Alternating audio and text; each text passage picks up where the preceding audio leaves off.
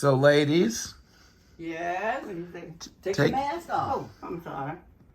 You just pull it down. so briefly, tell me a little bit about how long you've been in this neighborhood and the people that used to live in this house, and anything else you want to tell me about your life. Yeah, way before you were even born. When did you move into your house over next 2 doors over? Let me see. Oh, about 60. Because we moved down, me and my husband, when he was letting. Yes, how old were we? 8 or 9. 8 or 9? About 8 or 9 years We were old. 8 or 9. So what, about 1960? Right. Mm-hmm. Okay. Yeah. After that. No. We were 8 or 9. Mm-hmm. 67? Yeah, something like 66, that. 67. Right after the riots? Yes. When all the Right. when all the white folks were moving out? Right. And some of the black folks too. Oh. I had some black ladies my last tour in the Army at Fort Bragg. And they told me the Ku Klux Klan was meeting with all the hoods and everything. And I said, well, and they were worried about it. I said, I know what to do. How many of them are usually about there? She said, about 20. So I said, you get about 60 black people. And you wear the hoods, the whole outfit. And you show up. At first they're thinking, oh, we're having visitors. Nobody told us another Klan. And you go right in the middle of all them white people in the biggest, right? Well, they start looking and they kind of notice through here that it's not white skin, it's black. So, and they were in stitches. So they start looking around like this and looking around like this. And next thing you know, one guy slips out and the next thing slips out. Finally, the only people there at that Ku Klux Klan thing are black people that aren't even members of Ku Klux Klan. Or you could surround them and just yank your hoods off on cue. But you know, they're all a bunch of cowards. So there you have it. Hide their faces because they're all I cowards. remember Exactly. Robert Shelton, the Grand Wizard of the Ku. The Great Clud. Then they Anyway. had George Lincoln Rockwell, the American Nazi Party. Oh, that was a long time ago. People are crazy. Yes, they And then are. I'm watching a Trump commercial. I hate to tell you this. I'm watching a Trump commercial, about 6 or 8 black people in it, for Trump. Right. And when I looked at that, I said, it must be Uncle Tom Week. Tom. What is this, Uncle Tom Week? What happened to his wife? That's what he does. Ivana or First one. Ivanka, whatever. No, her name. Ivana was the wife. Ivanka's the daughter. Yeah. So who fell down the stairs? Oh, they probably had somebody push her. That's exactly what I said. That's what had to have She happened. knew too much. I said And he it also pushed delayed. her. It also delayed the trial. It also delayed his trial. Oh, really? They delayed the kids' trials after she died because they wanted to give them time to. See, To grieve. I kept saying, I said, you know what? Trump pushed her. He pushed her. You ever looked at that guy sideways? He looks Kind like of. an egg. And That's Full of fecal matter. he is about, That's an insult to eggs everywhere. yeah, it probably is. I tell you, He looks like a. there's something wrong with our news media Absolutely. when people like that get elected for Yes. president. Definitely. Absolutely. You know, this climate change thing, I've been watching this for 40 years. And all the other issues that are important, I hate to say this, so many of the people I served with in the military, Right. all people in the military tend to lean conservative. And of course, when you're in, you don't really know about, and you shouldn't get involved in politics. You're there to defend the country. Right.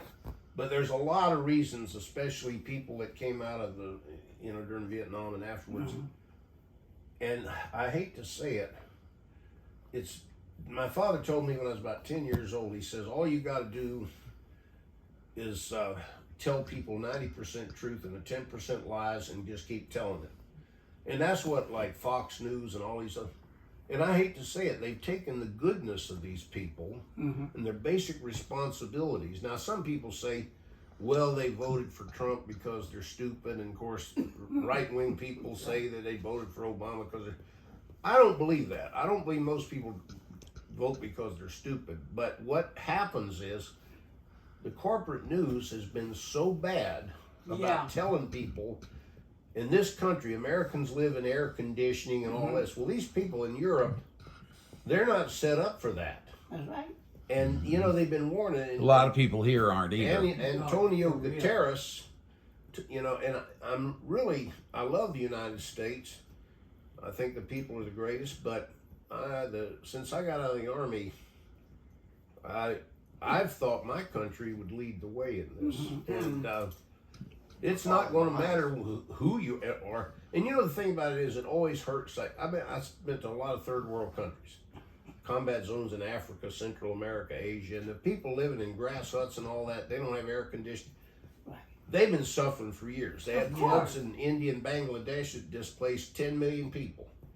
And it just amazes me how so many Americans, usually white Americans, older, I'm so worried about my future of my children. What are you worried about? Climate change? No. Oh, it's going to be a communist country, and they're going to take the American flag down, and they're going to do this. I mean, it's just like, this is where we live, you people. Duh. But we've become, and you're 99, you know this. My aunt and uncle in North Georgia, when George and I lived, they basically lived like Daniel Boone as far as off the land. And people lived off the land, they paid attention to nature. Right. But we've become an indoor, air-conditioned, computerized country. Yep. Water comes out of the tap, food comes out of the... I see people say, oh, it was so mild in Baltimore last winter, I could play golf for 3 weeks in January. And I'm thinking, if you want to play golf in January, Go to the Bahamas. Go to Miami. you know, but they don't even connect the dots. Right. Well, no, Gene, that. But you know, that doesn't change. And right. and the ones that live will say, well, I didn't know, I made a mistake. Well, that's not going to help all the people by that time. And I'm afraid, I don't see, until the entire world with the United States, and I came up with this on my own before I heard it, declares war on this thing, and we fight it unified. No matter what differences countries might have, we need to get together. Amen. And I always felt that the United States would have led the way, but some of the people like Bush Jr. and Cheney. Now, I don't want to dominate this Anyway, I'm almost completely. done. But what I'm saying is, I'm shocked, frankly. I never I know. realized. I know there's I know. corruption, but this is beyond all reason. Yeah. It is. It really It Well- really is. The first thing, when you hang out with the right people like I do, you realize they know all this is BS for generations. Yeah. But you keep it to yourself from folks that look like us, because that's how you get in trouble. Right. Right. But that doesn't mean, there's a great line in Michael Moore's film, Roger and Me. He's interviewing one of the union guys in Flint at a picnic or whatever, talking about how the union was selling out to General Motors. And all his coworkers, who were mostly white, were just kind of like, what's going on? What's going on? He's black guy. He said, some people don't know what time it is. That's right. That's right. So true. I grew So- up in Michigan too, so it's So true. it's definitely, you can see it there. Like Flint is like one of the Well, Flint is a Yeah. horrible ghost It- town, it but we went don't want to from- talk about Flint or Michigan either.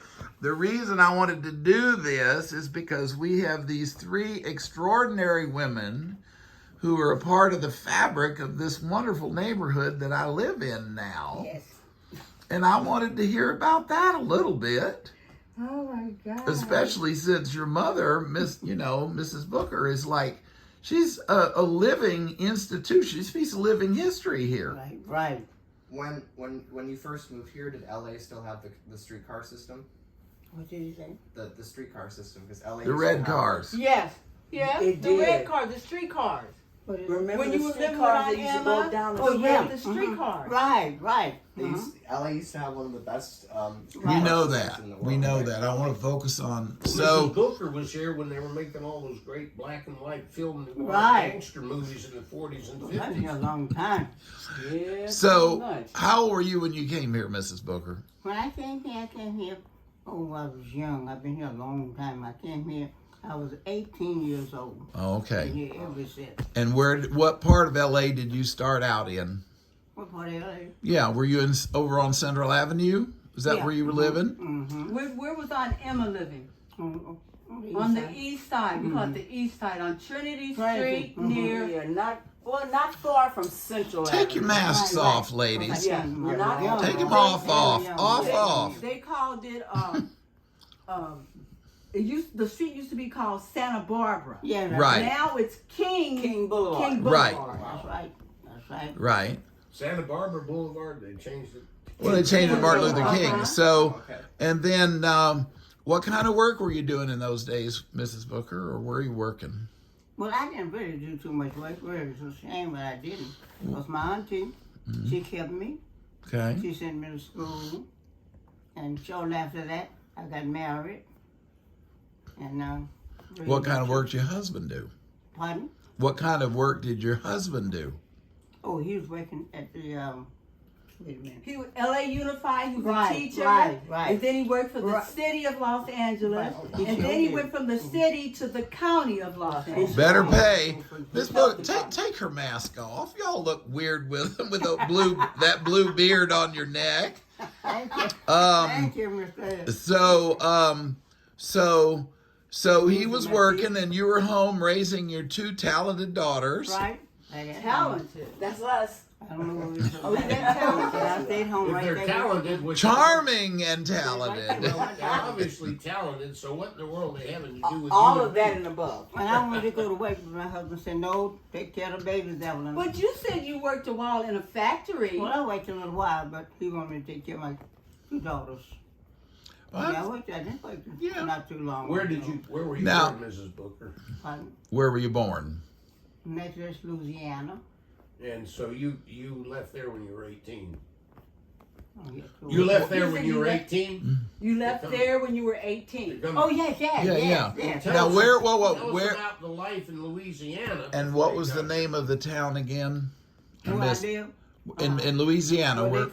they call it Natchitoches, Louisiana.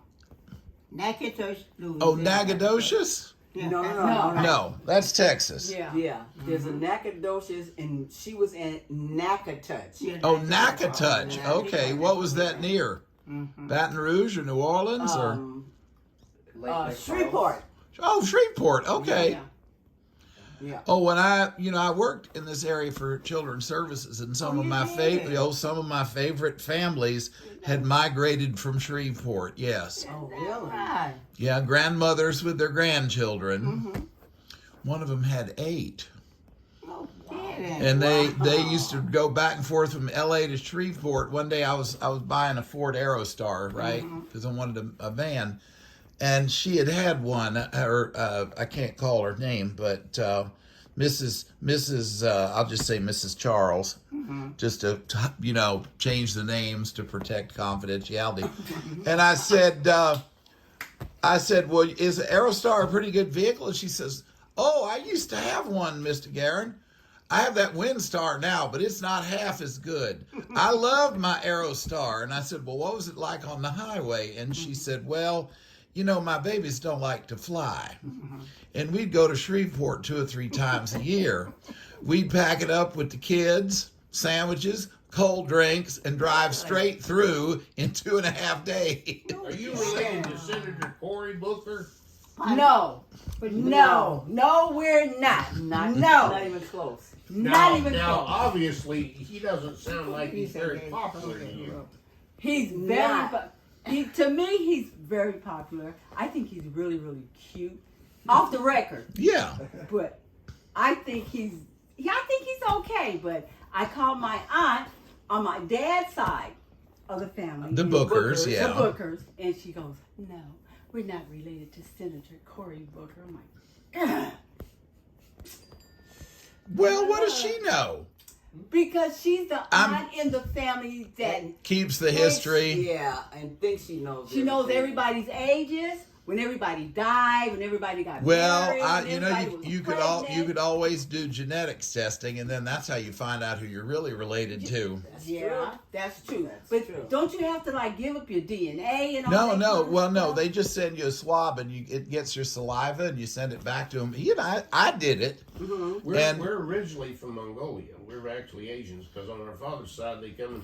Oh. Genghis Khan invaded. I'll show you the picture while I'm doing invaded this. into Europe and got into Germany.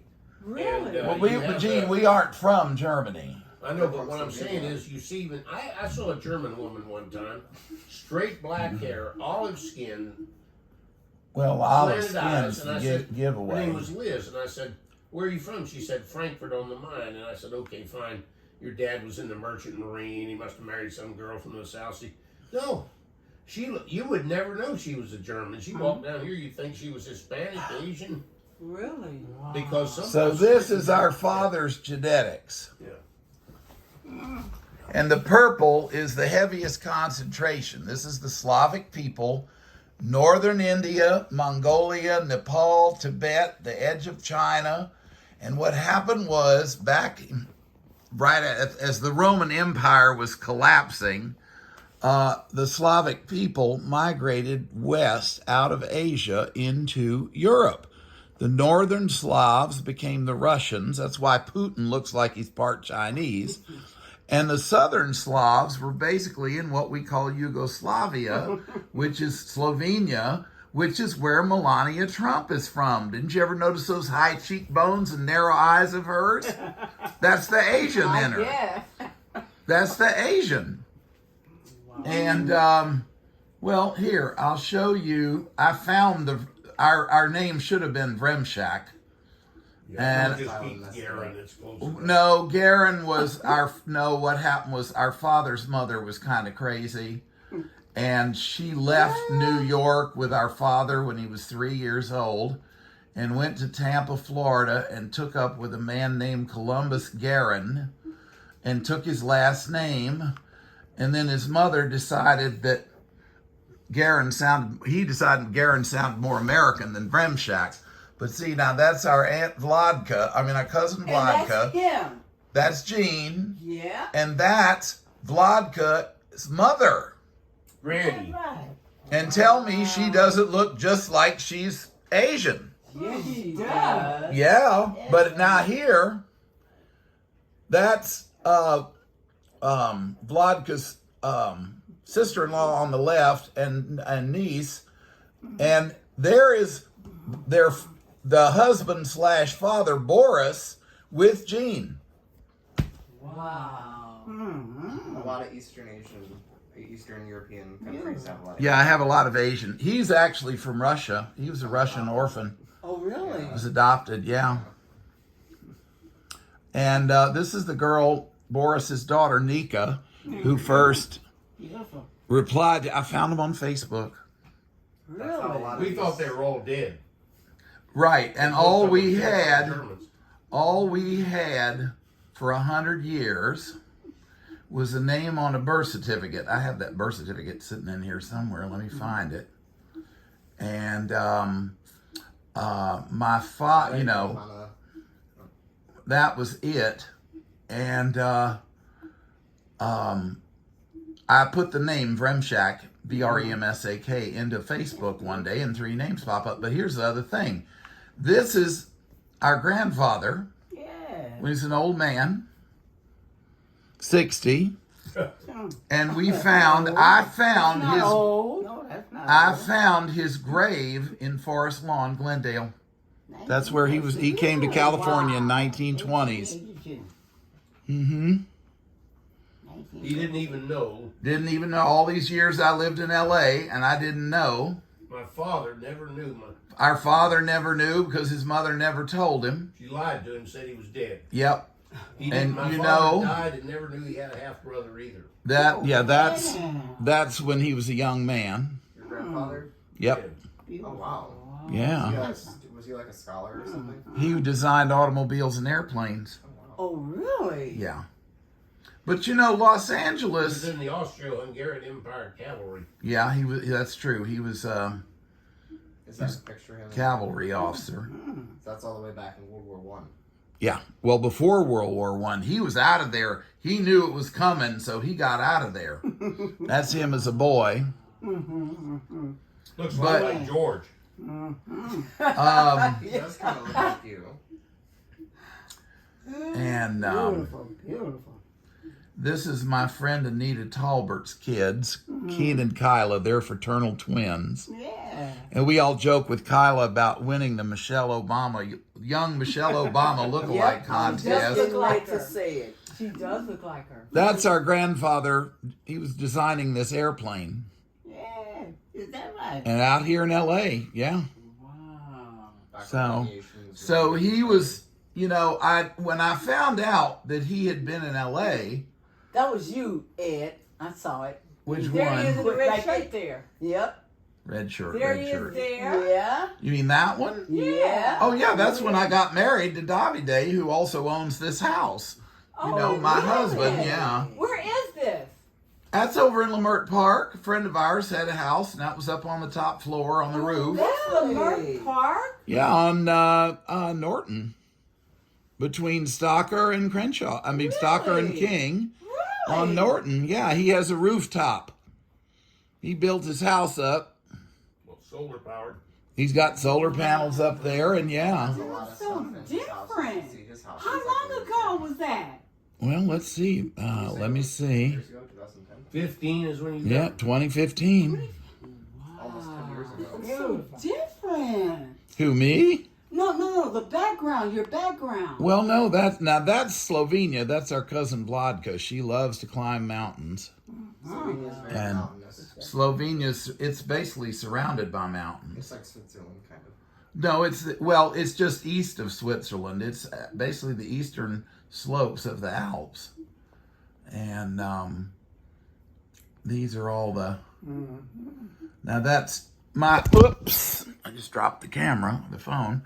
That is my brother's son, my nephew Michael. Is that right? He's 42. He lives here in L.A., but he doesn't have anything to do with us. He's a mess. He's a mess. Yes, he's a hot mess. Now this was our favorite Aunt Velma.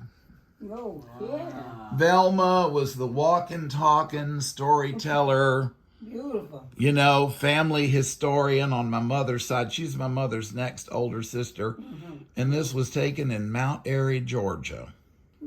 George, I have a quick story to tell the ladies. You should turn the camera off. Why? Is Thank it you. off color? It is. I don't think you want to record it because Thank I get you. you in trouble. There's Otis and Mary. Mary's still alive. There's my Aunt Grace.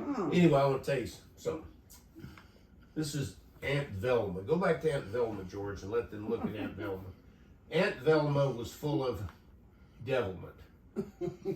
Now, Mrs. Booker knows these two actresses. Aunt Velma was a mix of Mercedes McCambridge and Marjorie Main. Yeah. And she told me a joke one time. This man accidentally got dog food on his bread. He thought it was a pate. And he liked it so much, he started making casseroles and mixing it with eggs and everything. Well, his wife got a little concerned. So she called the doctor, and the doctor said, "Oh my God, he's got to stop eating that stuff. He eats that stuff, he'll either die of cancer or a heart attack." Well, she told him, and he wouldn't listen to her. Oh, I never felt better in my life. So she finally set up an appointment with a doctor and took him in. He begrudgingly went in. The doctor showed him all the statistics. "No, doc, I must be an exception. There's well, yeah, but not often. Never felt better in my life. Nothing happens. Nothing. He's still going to eat the dog food." About 6 months later, the wife's walking down the street and runs into the doctor. And the doctor says, "Oh, hi, Mrs. Jones or whatever. How you doing?" "Oh, fine." "Well, how's your husband? Did he ever stop eating the dog food?" She said, "No, he ate it, and he's been dead a couple of months." Well, the doctor says, "Oh my God, was it? I didn't even know. I didn't know it. I must have missed the obituary. I was on vacation or something." He says, "Well, what got him? Was it cancer or heart attack?" "No, he was out in the middle of the street one morning licking his ass and the garbage truck ran over him."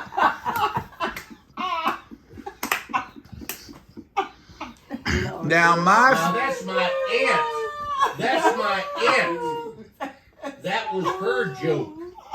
Well, I have a true story that wasn't a joke. So in 1961, we'd go up there and spend our summers on her farm, right? Red Georgia clay. Where- Four 4-room tar paper house with a wood-burning stove in the kitchen, a well in the backyard, and an outhouse at the end of the path past the garden. And I know your mother knows exactly what I'm talking about. So one day, now, and I was 11, and the style was white Levi's and white Keds sneakers. And I'm walking around. Really? Yeah, What year was this? 61. Oh, they even did a song called White Levi's. Anyway, and Really? so I never had any white. anyway, so, and the clay sticks to everything, but that's, I was careful. So one day she took me out to this ramshackle collection of scrap lumber and chicken wire that passed as a chicken coop. She shoved a flat blade shovel towards me and said, "Young man, get in there and shovel out that chicken coop." And the manure was about 3 or 4 inches deep. My goodness. I looked at her. I looked down at the chicken manure. I looked at my white shoes and white pants. I looked back at her, and she said, "Ed, you gonna be up to your elbows in chicken shit more than once in your life, so you might as well get used to it now."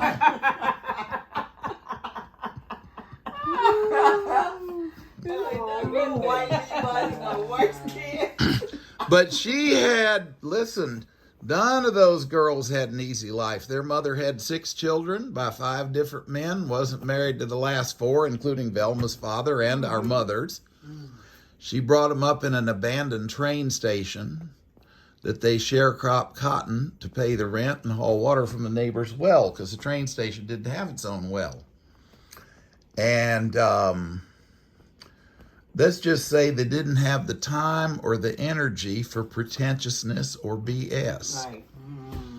And that's one of the things I do occasionally miss about the South, at least that we grew up in. That South is gone now. Yeah, it's pretty much gone now. There's the people just don't farm. It's interesting that people voted for Trump that live in the country, rural. But what's interesting, they're not the same people. They may live in the country, but they're not growing anything. They work in a town somewhere, so they're not the same. Yeah. If Velma and Carl in this country had 60-70% people like that, they'd know something's wrong with climate change, but Yeah. we're so removed from nature.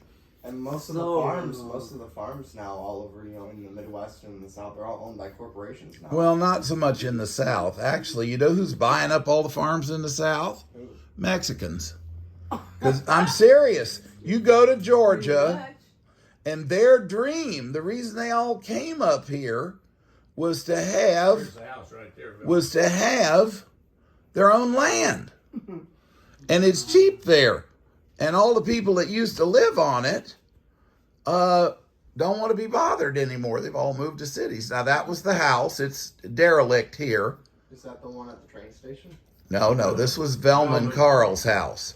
Spent many a time. That's there. the corn crib and where he kept his tractor. That's the back. There was a back porch across the back of it. That's the barn. That was the corn crib and the place where he parked his tractor, and then that's the smokehouse just to the right of it. That's another view of the barn. That's the other side of the front. It's all gone now. The house fell down. They tore it down. That's the old boy who owned it. The outhouse is still there, The outhouse is still there. and the lock is still broken where he locked me in. I kicked it, break it to get out. I never got fixed. I don't ever want to see an outhouse ever again in my life. Where did you see one in the first place? And I have. What is in your Ar- first? in What is your Arkansas. first name? Deborah. Deborah. Desiree. But they Desiree. you can call me Debbie. You can call her Desi. Okay. And Mrs. Booker, what's your first name? Evanina. Evanita. No, Everlina. Oh, Everly. Well, I Now, is it Lena or Lina? Everlena. Evan. Like Lena Horne. Yeah. But most people call her Evelyn. Evelyn. Okay, well, no, Everlina is just fine with I me. like It's a very Evelina classy better. name. That was our Uncle Carl, who owned all that. But I have to tell you about the outhouse. No, There no, we go. Let me tell you this. Now, that's what the house looked like before it was falling down. Let me tell you about an outhouse. Wow. Front you're porch right. sitting. You maybe don't want to see it. But you haven't experienced what I have. Okay. When you're in northern New England and you're moving out on cross-country skis every day with everything on your back, and you're living out of that pack, and you get water where you can, everything. You camp out at night, you put this little light tent up, and you sleep 30 below zero in the morning. You sleep with your boots and your sleeping bag and your water, everything. Otherwise, it all freezes. You get up and you fix something in there and you go on. Well, guess what? You're out there like a week. You can't hold it forever. Of course not. So, think about this. If you were out there with me and it was 30 below, wouldn't an outhouse look more inviting than A hole in the ground. just out Pretty there? much. Of course. So you see, as Of much course. as you hate the outhouse, It's all there's relative. still a chance that it can redeem itself. Right. Oh, Right. guess. Right. That was like the worst experience. How old were we? Ooh. It's rough when it's in the wintertime and the We cold couldn't- air's cutting through the cracks. We couldn't This believe was summertime, that there was wasn't it? no bathroom inside our grandparents' House. house. Or running It was water. like a nightmare. Well, bathrooms were not inside the house. You know what the old country boy said? He went to the city and he come back and he told his friend, he says that people in the city don't have to crap. I don't see any outhouses. It's only us country people that have to poop. That was, and how old were we? That was such a horrible We were like experience. 10 or Oh, for something. you what, you go back to Louisiana? Yeah. Yeah, well, actually, Louisiana Well, and you know, Arkansas, our houses. you're sheltered out here in L.A. Yeah, I guess Even so, the but poorest- I still love it. I'm glad I'm from LA. Even the Outhouses? poorest people in L.A. are sheltered from back there. Right. And when you went in Louisiana, of all places to go, see, she should have taken you to some of the better states and worked you into it gradually. Yeah. But she just took you brutally right in Well, there. actually, it was in Arkansas. Arkansas, where the outhouses were. And it was so hard. It was hot. It was just dead heat. Everything was just hot. And air we were sitting afraid. still. We're Yeah. afraid of any little thing that runs and moves. And we would want to go, well, Mom, we gotta go to the Where's the bathroom. bathroom? Where's the bathroom? We're thinking we walk around the corner. Child, and you'd have the lasted. toilet was there. You'd have lasted about 3 minutes in Florida. I'm sure. Let me show you grew where up in- Gene lives. I grew up in old Florida before Disney and before it became like what it is now. So You did? no, you did. That was Yeah, the no, we worst did. experience. Well, but we ever. had plumbing and air conditioning, for God's sakes. We had air conditioning before people in California did. That's where Gene lives in the winter. He lives in Asheville, right? No, No. he does not live. You talk about it, Gene, while I'm showing him the pictures. No, I live in the highest mountain range east of the Mississippi River. The highest peaks go up pushing towards 7,000 feet. And they record snow or snow flurries every month of the year on top. Oh, that and looks some good. years. That look good. And that's a funeral back there. That lady, she came back for her friend. There's Mary Allen Estes. She just came back from Normandy, 78th anniversary of D-Day. So that's Gene's wood burning stove. That's nice. It is, especially in the winter, and that's his back deck off Yeah, I his shoot bedroom. off of it. And see, he has a Chevy Bolt too. These electric cars go everywhere. He runs it in the snow and everything. How old? That's is your his cabin, basement. Gene? How old is that cabin? Well, part of it was built in the 40s, and then he added on more later. Yeah, and I really improved it. Turned it into a year-round house. 'cause Well, yeah. When Mom we was coming to live with me. When we first bought it in '68, it was just the original tiny one-bedroom cabin. The water actually came from the creek, from gravity. You dropped the pipe in up the creek, and then the gravity would bring it down into the house. So cool. And That's so cool. well, it was delicious. You know, it tasted good, and it was free. I mean, most of Right. our That's water is basically pumped out from where? Isn't it pumped up from down here from the Pacific? Oh, George, go Northwest? back, No. please, before I forget, go back to that stove, the gas stove. Well, who's going to tell the story, you or me? Well, no, what I need to tell you, that photograph, when I got where I wasn't going to use that anymore. Mama, I'm had not you gonna- ever seen one of those? Of course I'm she not- has. Like that? Yeah. That was a luxury stove in the 30s. I'm not Sure going to it take was. that thing and just take it to the dump. So that is in the Yancey County Museum, along with 3 of our family quilts. Oh, really? Yeah. And so that's George, and I have paperwork in my files. And I said I want it back if they ever close the museum. But then look, Now, I will didn't tell want you that the stove other to just- story that even he didn't know.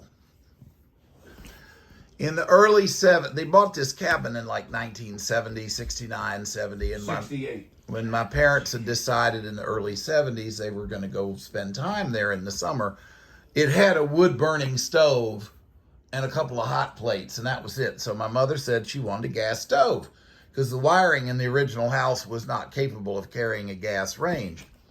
So I said, well, Mama, I work for the gas company. I can get you any kind of stove you want at a discount. What would you like? Now, this is how God works in my life. And you know what I'm talking about, Ms. Booker. So she said, well, I know you'll never find one. But when we bought the house on Wallcraft, it had an old gas stove that was up on legs with the oven on one side and the burners on the other. And I loved it because it didn't have to bend over to see in the oven. And the electric company had a deal to switch to an electric stove, and I took it, and they took that stove away, and I regretted it ever since. I know. Wow. But I know that was 40 years ago. I know you'll never find one. That's right. So I said, well, Mama, let's see. So I'm sitting in the office one day answering the phone because I was dispatcher, and I had moved out into the service area. But anyway, I'm sitting there answering the phone, and this woman calls up. I finally got a new stove. I want you to have a man come out and connect the new stove. My mother had this stove for 40 years. It's an antique. I tried to give it to the gas company, but they didn't want it. And I'm literally trying to get her to shut up long enough to get her name and address to write the service order. And I'm just about to, and she's going on and on about how old it is and this and that. And I was just about to get a little abrupt with her. I know. And my God voice said, Garen, be nice to this woman. She has your mother's stove. So I said, well, ma'am, tell me a little more about this stove. And she said, well, it's that old-timey, it was the last one the gas company had. She bought it in 1939. It's got the oven on one side and the burners on the other, and it's up off the floor, and yada, yada, yada. And I said, well, you know, I think I'd like to buy it from you because my mother is looking for a stove like that. So I went out to her house. The oven door springs were broken. She had it tied up with a string on the little vent in the back. And I said, well, ma'am, it's exactly what I'm looking for. And I said, you know, my mother just bought a vacation home in North Carolina, and she would like a stove like that for her kitchen. And I said, well, how much would you take for it? She said, well, you know, the oven won't close. I just hate to take any money for it. Oh, You got it for free? No, I insisted on giving her $10. wow. And she was, you know, so I wrote her a check, and I came by with my van the next day and picked it up, took it down to the gas company. The service department, the warehouse guy says, oh, we got a whole box of those old door springs for Magic Chef's stove. Just go back and look in the corner. I sorted through till I found them. I took the whole thing apart. I put the new oven door springs in, and then I converted it from natural gas to propane, because that's what they have where he lives. Took it up to my parents and presented it to them as a gift. I know. And then they never told him where it came from. And it's in the museum now, you said? And now it's in the Yancey County Museum. I bought him a modern stove to replace it as a gift several years ago. But That's so cool. but this is Yes, one of it the reasons why I try to live the way I live, A bear right by my house. because oh yeah, let me show him the bear. Help me see that one again, Gene. Where was it? There it Go is. left. Oh, yeah, there it is. That was looking down from his bedroom deck. They just run around everywhere. They're all the over time. that part You of see the them all the country. time. Well, we have them here up in the mountains. They occasionally The come eastern down. black bear, though, by in nature, is not aggressive Like a grizzly. unless you go between the mother and its cubs. And the baby. Well, Or that's there's some any. that are wounded. But let me tell you. Wait. Now, that's our father with a sink cabinet that he and I built one year. And there's the stove when it used to be in the house. Wow. Yeah. When I cooked off it. For quite a Oh, while. everybody cooked off it for years. That's Velma clowning. She's clowning all the time. Tell jokes like that, man. Who is that? The one that told the joke about the dog food. Yeah, about the dog food. Oh. And let's see if there's any more. But No, I fixed that place up and yeah, he he doubled it. House. He doubled the size of it. And basically an efficiency apartment for one person. And at that time, to go down the basement, you had to go outside and down these steps, and all Yeah. that's been corrected. so, and then, now that's our cousins from Mobile that drove up. And They've been displaced they've never been to twice the, in yeah, their they've had 2 ancestral hurricanes run them out. But anyway, that's, but that's what it looks like in the fall. Oh, it's beautiful up there. I have a well that gives me 60 gallons of Fresh water a minute. Really? Mm-hmm. There's Mom in 1933. Hey, Matt, here, this is the when better she came one. to Florida from Norfolk. Yeah. Green. And that's him. 1948. Before you were born, What? George. That's Gene. That's my brother. That's Gene. Yes. Is that right? He was 3 years old. Oh. 3. 1948. He wasn't afraid that hard? Oh, no. So let me explain, and your mother probably knows this. In the South, white families, there were photographers that would go around with the pony and the camera, and you'd put your kid on the pony for this picture because, aspiring cowboys. Not a lot of black folks did this, although I suspect a few did. That's right. Tell them about how Evelina. afraid we wouldn't even get on the merry-go-round at Griffith Park. That's how afraid we were of horses. Could not do it. Well, I will say this So, about... but one thing, let me. Oh, go ahead, One of the Gene. reasons we were on those horses was from about 1935 to the early 50s. All these movie companies had these cowboy stars, and that's all they played was cowboys, and they had dozens of them. And so we were kind of, when I first started school, we had Roy Rogers, Gene Autry lunch boxes, and all that. I was born in 1945, and Don't forget Hopalong Cassidy. Hopalong Cat. So the thing about it was, this is the 40s, and it lasted into probably the mid 50s, and when it kind of all faded away. And that's why we're on the horses, and they had all these lunch boxes and stuff, and everything like that. It's And then now, actually, and it depends on where you are in the country. I had a friend of mine from St. Louis, but her mother's family was from Boley, Oklahoma. She's a black woman. Actually, they were both, her father and mother were part Native American as well, right? And her mother, Frances, was a school teacher, and her father was a mechanic. So he would get a 2 or 3 year old Chevrolet, take it home, pull the engine out of it, and blueprint it. Now, do you know what that means? No. A 4-barrel carburetor, headers, a performance muffler. In other words, it could outrun anything on the highway. As we'd say back home, it runs like a scalded dog. Okay? So every summer that God sent, Miss Frances would put the chillin' in the Chevrolet and cruise down to Oklahoma at about 100 miles an hour. Oh, all these Southern women drove like that. Our mother had a Buick. She drove like that, okay? You know what I'm talking about, Miss Booker.